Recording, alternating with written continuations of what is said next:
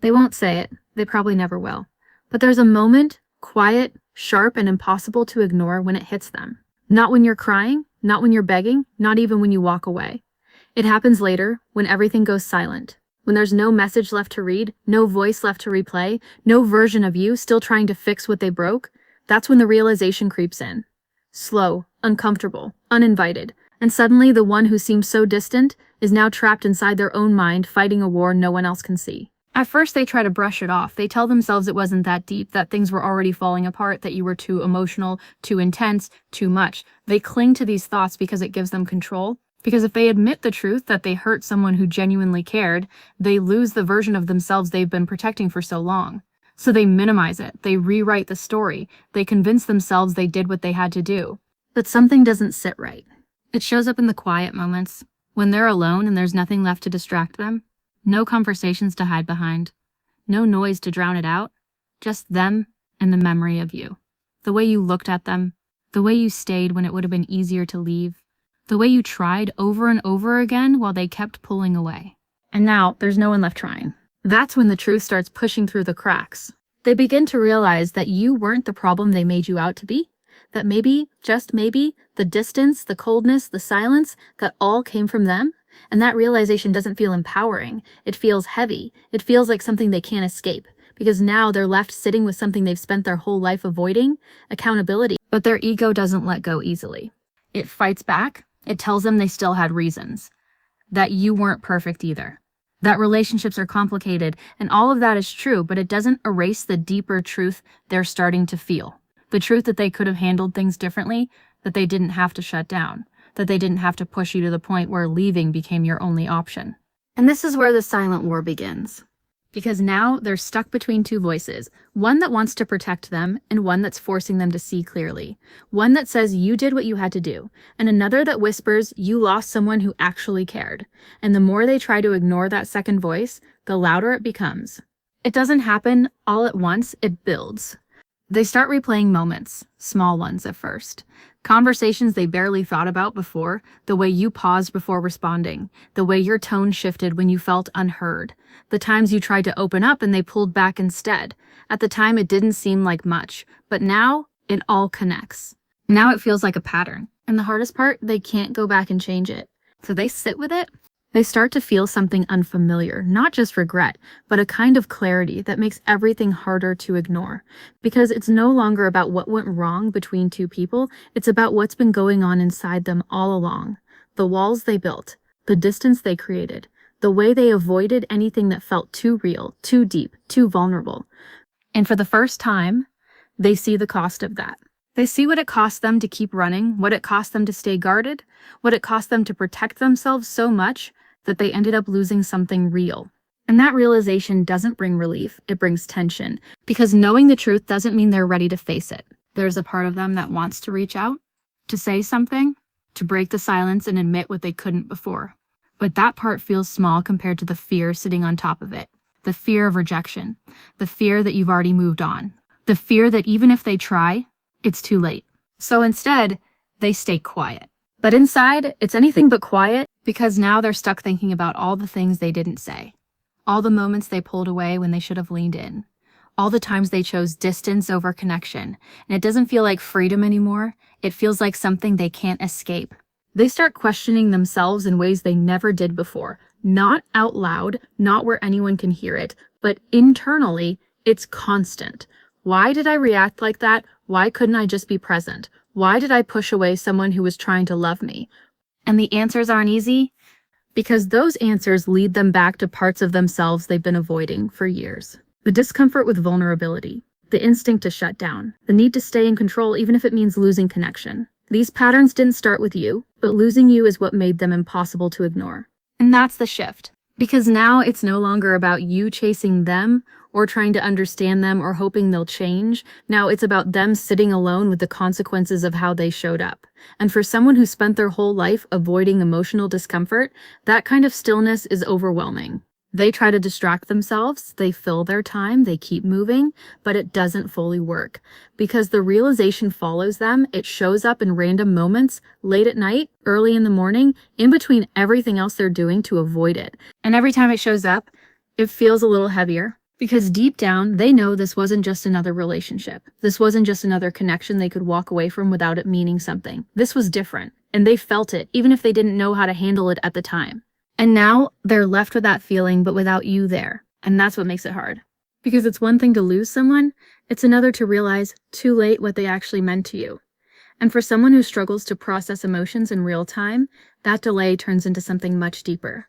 Something that lingers, something that grows. So while it might look like they've moved on, while it might seem like they're unaffected, there's a whole other reality happening beneath the surface. A constant back and forth between denial and truth, between pride and regret, between staying silent and wanting to finally say something real. In that war, it doesn't make noise, but it changes everything inside them. Then that war doesn't fade, it evolves. What once felt like a passing thought slowly turns into a pattern they can't escape. It follows them into moments that should feel normal, conversations that should feel easy, connections that should feel new. But something is off, and they feel it, not loudly, not in a way they can easily explain, but in a quiet, persistent way that keeps pulling them back to you. Because now, it's not just about what happened. It's about what could have been. They start imagining different versions of the past, not in a hopeful way, but in a haunting one. Small changes, different responses, a moment where they stayed instead of shutting down, a moment where they chose honesty instead of distance. And in every version they replay, one thing stays the same. You're still there, still trying, still choosing them. And that's what makes it hurt more. Because deep down, they know you didn't leave because you wanted to. You left because you had to. Because loving them started to feel like losing yourself. Because no matter how much you gave, it was never fully received. And now sitting on the other side of that silence, they begin to understand something they couldn't see before. You weren't asking for too much. You were asking for the bare minimum they didn't know how to give. That realization doesn't come with relief, it comes with weight.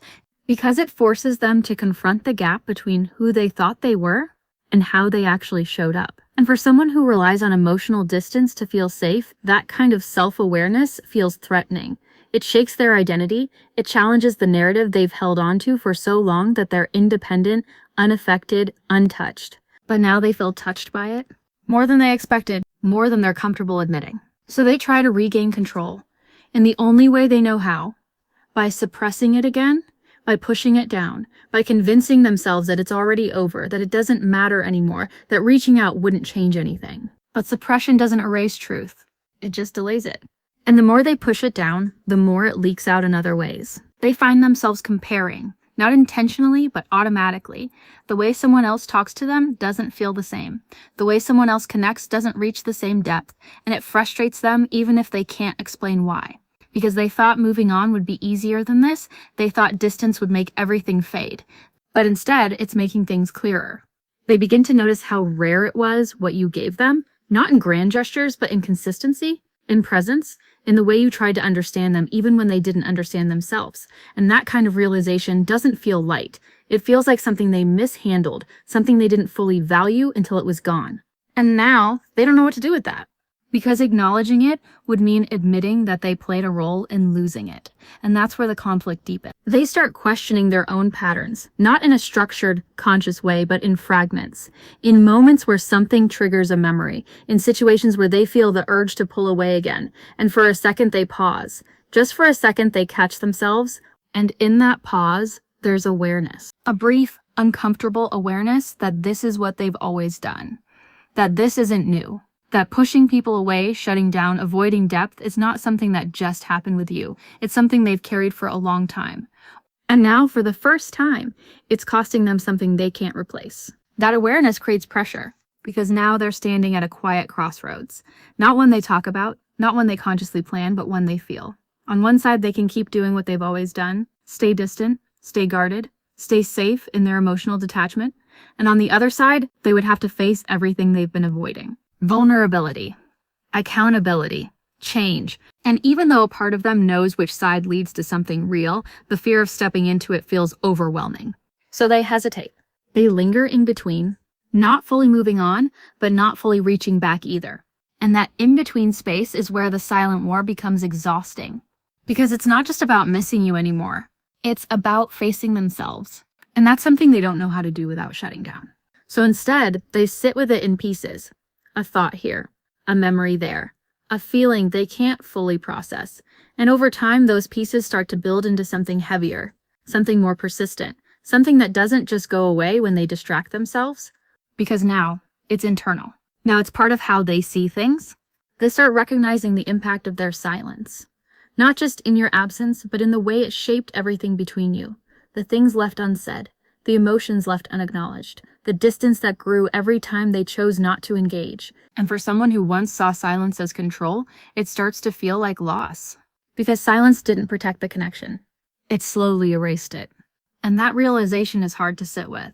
Because it means that what they avoided wasn't the problem, it was the solution they never gave. The conversations they didn't have, the vulnerability they didn't allow, the effort they didn't show when it mattered most. And now they're left with the outcome of all of that. Not dramatically, not all at once, but slowly, in the quiet, in the absence of you. And that's when another shift starts to happen. The urge to reach out becomes stronger, not impulsive, not reckless, but persistent. It shows up in small moments when they see something that reminds them of you, when they hear a song that connects to a memory, when they wonder just for a second if you'd respond if they texted. But even then, they stop themselves, because the same walls that kept them distant before are still there. The same fear of being seen, of being vulnerable, of being rejected. It hasn't disappeared. If anything, it's stronger now. Because now there's more at stake. Now there's history. Now there's the risk of confirming what they already fear, that they might have lost you for good. So they hold back. Again. And that's what makes the war feel endless. Because it's not just about regret. It's about restraint. It's about wanting to do something, but not knowing how to move past the internal barriers that have always held them back. And from the outside, none of this is visible. From the outside, it looks like they've moved on, like they're unaffected, like the silence means closure. But inside, it's anything but closed. It's open, ongoing, unresolved, a constant tension between what they feel and what they allow themselves to do about it. And that tension doesn't disappear overnight. It lingers. It grows. It reshapes the way they see connection, the way they understand loss, the way they reflect on what happened between you. Because even if they never say it out loud, even if they never reach out, even if they continue to act like it didn't affect them the way it did, there's a part of them that knows, a part that finally sees, a part that understands the weight of what they let slip away. And no matter how much they try to bury it, that part doesn't go silent. And that part, it doesn't just stay quiet in the background anymore. It starts to influence how they move through everything, not in obvious ways, not in ways anyone else can easily point out, but internally, something has shifted. The same emotional distance that once felt like safety now feels like a limitation. The same silence that once felt powerful now feels empty, and they don't fully understand why. Because for the first time, the absence of you isn't just something they can ignore. It's something they feel. They begin to notice it in moments they used to enjoy. The distractions don't hit the same. The conversations don't feel as engaging. Even the freedom they once clung to starts to feel quieter than expected. Not peaceful, just incomplete. Like something important is missing, but they can't quite fill the space.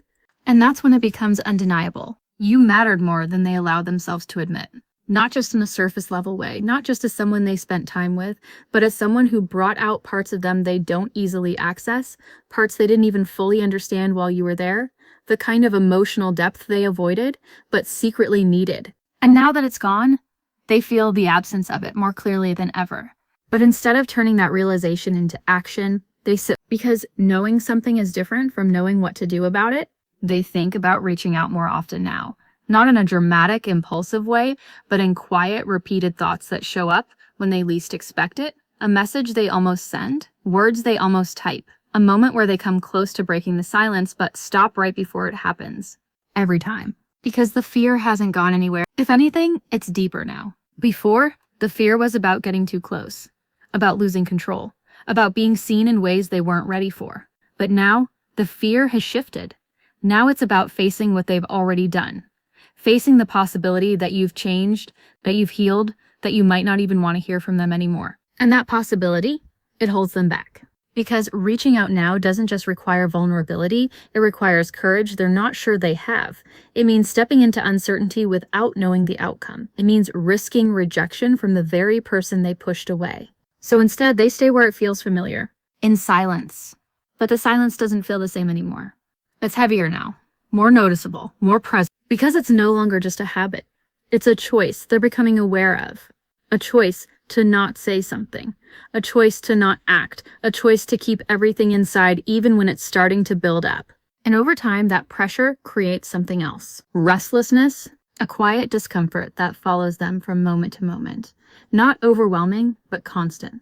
Like something unresolved sitting just beneath the surface. And no matter how much they try to move forward, that feeling lingers. Because the truth is, they didn't just lose you. They lost the version of themselves they were becoming with you. The version that was slowly opening up, the version that was learning how to connect, even if it was uncomfortable. The version that was being challenged to grow. And now that version is gone too. Because growth requires presence. And they chose distance. And that's a hard realization to sit with. Because it means this wasn't just about a relationship ending. It was about a missed opportunity to become something more than they've always been. Something more emotionally available, more open, more real. And now they're left with that awareness, without the person who helped bring it out of them. So they start to question things they never questioned before, not out loud, not in conversations, but internally. Why do I always pull away when things get real? Why does closeness feel uncomfortable instead of safe? Why do I wait until it's over to feel everything I couldn't feel in the moment? These questions don't come with easy answers, because the answers lead them deeper into themselves, into patterns that didn't start with you, into fears that existed long before the relationship. And for someone who's built their identity around avoiding emotional discomfort, that kind of self-reflection feels unfamiliar, even overwhelming. So they take it in small doses. Moments of awareness, followed by moments of avoidance. Clarity, followed by distraction. And this back and forth becomes their new internal rhythm. But something is different now. Before, they could avoid things without consequence. They could move on without looking back. They could detach without feeling the weight of it. Now, they can't. Because now they've experienced something that broke through their usual patterns. Something that made them feel more than they were used to. Something that showed them what connection could look like if they allowed it. And once you've felt that, even briefly, it's hard to go back to not knowing.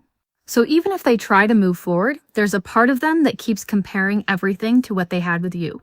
Not in a dramatic way, not in a way they openly admit, but in subtle, quiet ways that shape how they experience everything else. And nothing quite matches. Not because everything else is lacking, but because what they had with you required something they didn't fully give at the time. Presence. And now they understand the value of that too late. And that realization creates another layer of tension, because now it's not just about regret. It's about missed timing, about understanding something after it's already gone, about feeling something deeply when there's no clear way to express it anymore. And that's where the silence becomes even more complicated. Because now it's not just protecting them, it's trapping them. Trapping all the things they wish they had said. All the things they wish they had done differently. All the emotions they're only now beginning to process. And the longer they stay in that space, the harder it becomes to step out of it. Because time adds pressure. Time adds distance. Time makes everything feel more final, even if it's not.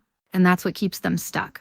Not just fear, but uncertainty about whether it's too late to change anything at all. So they continue observing from a distance, watching your life unfold without them, not always intentionally, but often enough to feel it. And every time they see a glimpse of you moving forward, it brings up something they can't ignore. A mix of emotions they don't fully understand. Part regret, part longing, part disbelief that you're no longer within reach. And even then, they still don't act. Because the same patterns that caused the distance in the first place are still holding them in place now. And breaking those patterns, that requires something they've avoided their entire life. Vulnerability without control. And that's the hardest part of the war they're fighting. Not the realization, not the regret, but the decision of whether they're willing to face themselves enough to do something different.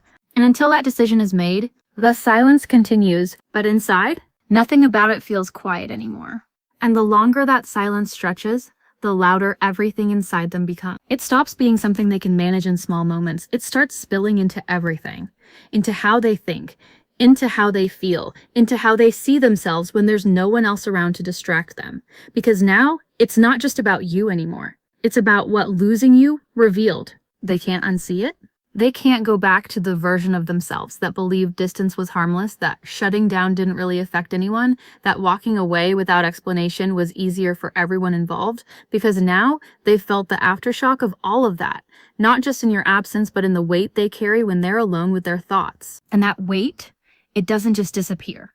It lingers in ways they didn't expect. They start noticing how often they avoid things, not just emotions, but conversations, depth, honesty. Even in new connections, they feel the same instincts rise up, the same urge to pull back when things get real, the same discomfort when someone gets too close. But now there's awareness attached to it. Now they catch themselves. And in that moment of catching themselves, there's a quiet realization, this is what I did before. This is how it started. And for a split second, they feel the urge to do something different.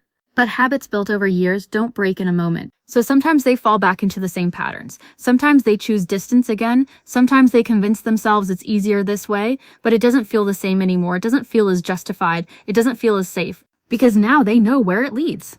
Back to this exact place. Back to regret. Back to silence that feels heavier than anything they were trying to avoid in the first place. And that's what makes everything more complicated. Because they're no longer unaware. They're aware, but still stuck. And being aware without knowing how to change, that creates a different kind of pressure. One that doesn't explode outward, but builds internally, quietly, slowly, consistently. They start feeling it in unexpected moments. A random pause in their day where everything just feels still. A moment where they should feel fine, but don't.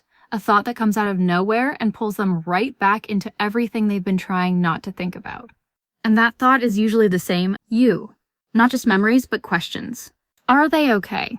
Have they moved on? Do they still think about me the way I think about them sometimes? And those questions don't come with answers, just more silence.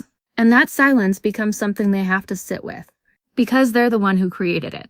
They're the one who let things end without clarity, without closure, without saying the things they're now replaying in their head over and over again.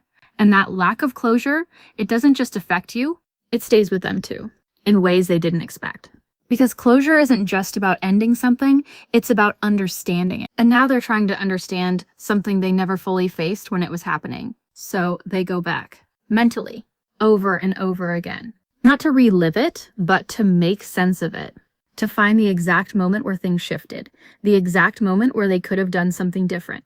The exact moment where they felt something real and chose to step away instead of leaning into it. And sometimes they find those moments clear as day. Moments that didn't seem important at the time, but now feel like turning points.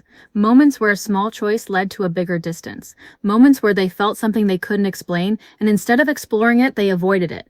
And now those moments feel heavy, because they can't change them. They can only sit with the awareness that those were opportunities, and they let them pass. And this is where something deeper starts to form.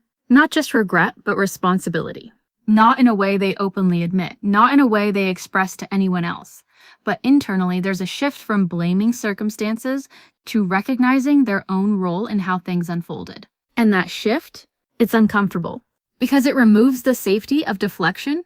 It forces them to look at themselves without filters, to see the patterns, to see the emotional walls, to see the way they protected themselves at the cost of something real. And for someone who's spent so long avoiding that level of introspection, it feels overwhelming. So again, they try to balance it. They don't dive into it completely, but they can't ignore it either. They sit somewhere in the middle, thinking more than they ever have before, feeling more than they're used to, and still not fully knowing what to do with any of it. And that's where the exhaustion begins.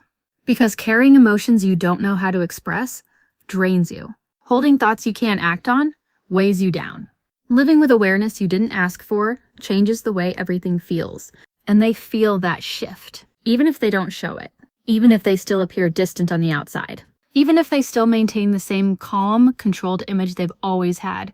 Inside, it's different now. There's tension. There's reflection. There's a quiet understanding that something meaningful was lost and they played a part in losing it. And that understanding doesn't fade easily. Because it's not based on emotion alone. It's based on clarity. Clarity that came too late, but strong enough to stay. And the hardest part? They don't know if they'll ever get the chance to do anything about it. That's the thought that lingers the most. Not just I messed up, but what if I don't get the opportunity to fix it? And that question, it sits with them in a way nothing else does. Because it introduces something they're not used to dealing with. Finality. The possibility that some things don't come back. that some people don't return, that some chances only exist once. And realizing that forces them to feel something deeper than regret. Loss. Real, undeniable loss. Not just of you, but of what could have been. And that's when the war inside them reaches a different level. Because now it's not just internal conflict. It's emotional consequence. And no matter how much they try to stay composed, that kind of weight doesn't just disappear. It stays. It shapes how they move forward. It lingers in the back of their mind even as time passes, because even if they never say it out loud, even if they never reach out, even if they continue living their life as if everything is fine, there's a part of them that knows they experienced something real. They mishandled it, and they may never get it back.